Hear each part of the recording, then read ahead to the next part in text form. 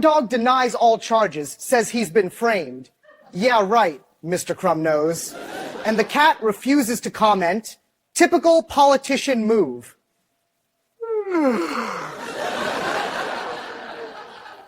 After 3 days of investigation, the real cookie thief is the mom. What? She was seen dunking cookies in milk at midnight. Caught crumb-handed. Oh no.